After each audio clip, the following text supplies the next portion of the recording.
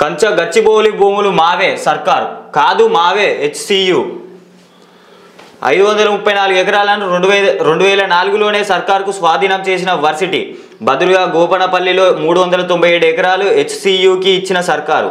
అప్పట్లో ఐఎంజీకి న్యాయ వివాదాలు ప్రభుత్వ భూములేనన్న సుప్రీం. ఆ తర్వాత ఆ భూములు టీజీఐఐసికి స్వాధీనం చేసుకోవాలని సూచన.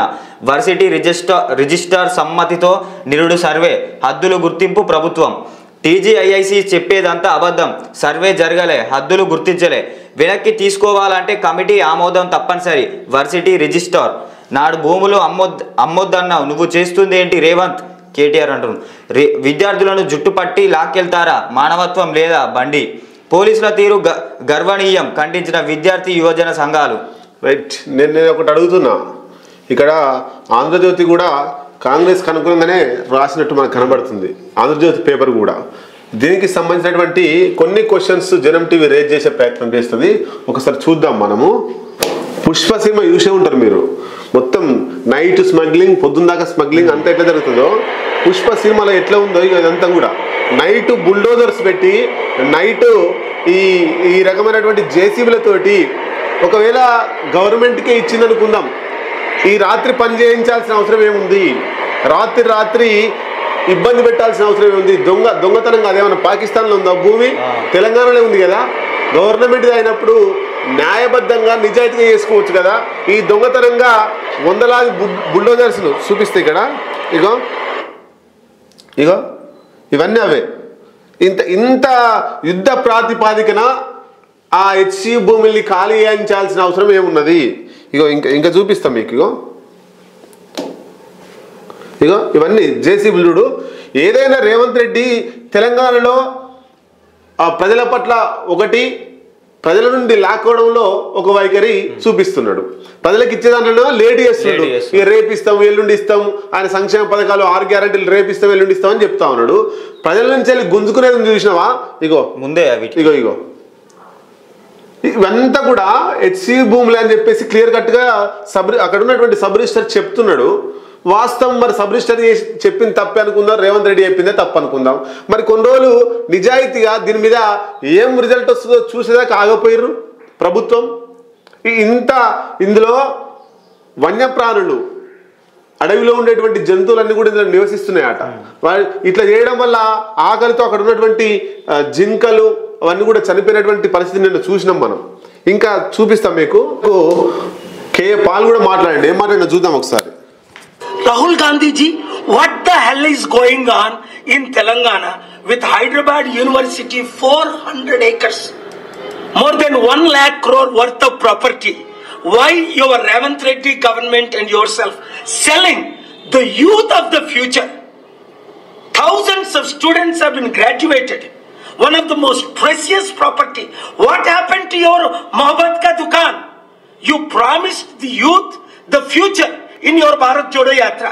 Who will believe you if you are selling this to Adani, taking the future and beating them up on Eid Mubarak Day? ఏం చెప్తున్నాడు?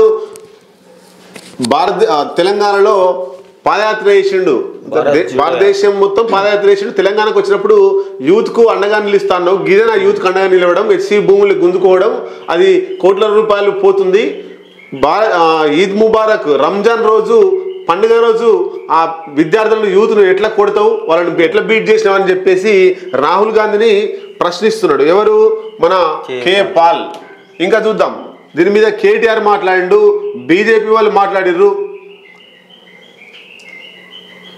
మొత్తం మీద డైవర్స్ పాలిషన్ చేస్తుండు. ఏం జరుగుతుంది? మొత్తం అన్ని రాజకీయ పార్టీలు, అన్ని విద్యార్థి సంఘాలు హెచ్సి మీద పోరాడుతుంటే హెచ్సి నుంచి వెళ్ళి ఆ విషయాన్ని డైవర్ట్ చేయడం కోసం, హెచ్సియు ఇష్యూను డైవర్ట్ చేయడానికి హెచ్సిఏ ఆ అంశాన్ని తెరపైకి తెచ్చి డైవర్షన్ డ్రామాలు ఆడుతున్నాడు.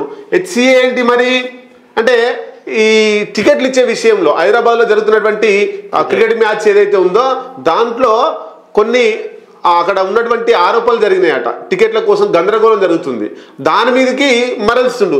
దాని మీద న్యాయ విచారణ చేయాలంటుండు. ఆ టికెట్లు మ్యాచ్ చూస్తారు, లేకపోతే లేదు. మ్యాచ్ జరగకుండా ఎవరికి ఇబ్బంది అయ్యేది ఏం లేదు, ఏం నష్టపోయేది ఏం లేదు. కానీ 400 ఎకరాల అమ్ముతుంటే దాని మీద విచారణ చేయాలన్న చేయాలని చెప్పాల్సినటువంటి ముఖ్యమంత్రి రేవంత్ రెడ్డి ఈ క్రికెట్ మీద విచారణ చేయాలి, క్రికెట్ టికెట్ల మీద విచారణ చేయాలంటే అక్కడ ఉన్నటువంటి విద్యార్థులకి ఇవ్వాల్సినటువంటి విలువ టికెట్లకే ఇస్తుండు. విద్యార్థుల అమ్మాయిలను చూడకుండా అబ్బాయిలను చూడకుండా వాళ్ళని ఇష్టరైతున్న పోలీసు వాళ్ళు కొడుతున్నారు, అక్కడ వాళ్ళని ఇబ్బంది పెడుతున్నారు, రాత్రిపూట పని చేయిస్తున్నారు అక్కడ జేసీబీలతో సహాయంతో. నువ్వు నిజాయితీగా ఆ భూములన్నీ కూడా ప్రభుత్వమే భూములే అనుకున్నప్పుడు అంతా రాత్రిపూట పని చేయాల్సిన అవసరం లేదు, పొద్దున్నా కూడా వేసుకోవచ్చు.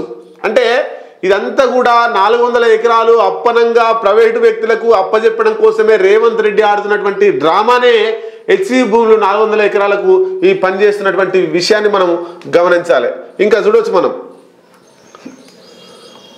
హెచ్సిఏ పై విజిలెన్స్ ఎంక్వైరీకి ఆదేశం అట. ఎస్ఆర్హెచ్ యజమాని పాసుల కోసం ఇబ్బంది పెడితే చర్యలు తీసుకుంటామని సీఎం హెచ్చరిక. హెచ్సిఏ విజిలెన్స్ ఆ గోల్మాల్ జరిగినాయి, టికెట్లు ఇవ్వడంలో గోల్మాల్ జరిగినాయట. ఆ టికెట్ల ఇవ్వడంలో గోల్మాల్ జరిగిన దానికి విజిలెన్స్ ఎంక్వైరీ, దానికి ఒక కమిషన్ ఏర్పాటు చేస్తున్నాడు రేవంత్ రెడ్డి. కానీ హెచ్సియు భూముల మీద ఎందుకు ఎంక్వైరీ కమిటీ వేయట్లేదు?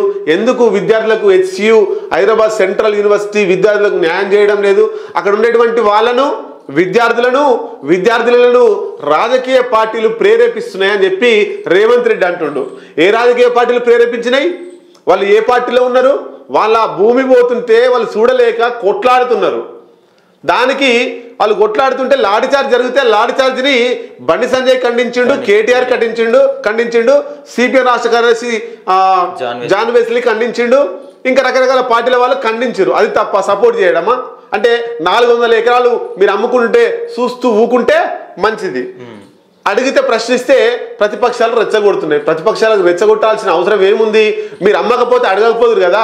400 ఎకరాలు వేరే వాళ్ళకి అమ్మాలని చూస్తేనే కదా వీళ్ళు విద్యార్థులు స్పందించి శివయాత్ర చేసి ధర్నాలు చేసి అందులో ఆందోళన చేస్తున్నారు. పోలీసులను పెట్టి వాళ్ళను అరెస్ట్ చేస్తున్నారు. పోలీసులు నేను అడుగుతున్నా, హెచ్సియు విద్యార్థుల దగ్గరికి పోలీసు వాళ్ళు వచ్చిర్రా? పోలీసుల దగ్గరికి హెచ్సియు విద్యార్థులు పోయిర్రా? హెచ్సియు దగ్గరికి పోలీసులు వచ్చారు కదా, వీళ్ళ విధులను వాళ్ళు అడ్డుకుంటుర్రా, వాళ్ళ విధులను వీళ్ళు అడ్డుకుంటుర్రా? ఎస్ఎఫ్ఐ నాయకుడి మీద, ఏబీవీపీ నాయకుడి మీద పోలీసులను విధులకు ఆటంకం కలిగించినందుకు వాళ్ళని అరెస్ట్ చేసిర్రు అని చెప్పేసి ఎఫ్ఐఆర్లో రాసిర్రు. ఎక్కడ పోలీసు విధులకు ఆటంకం కలిగించిర్రు? వాళ్ళ భూములు పోతుంటే ప్రశ్నిస్తున్నారు, వాళ్ళ భూములు పోతుంటే అడగడానికి ప్రయత్నం చేసిర్రు. అది పోలీసుల విధులకు ఆటంకం కలిగించినట్ట.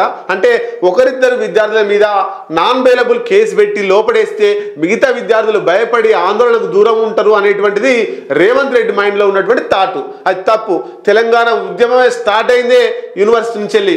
ఆ విద్యార్థులను ఎవరు రెచ్చగొట్టలే.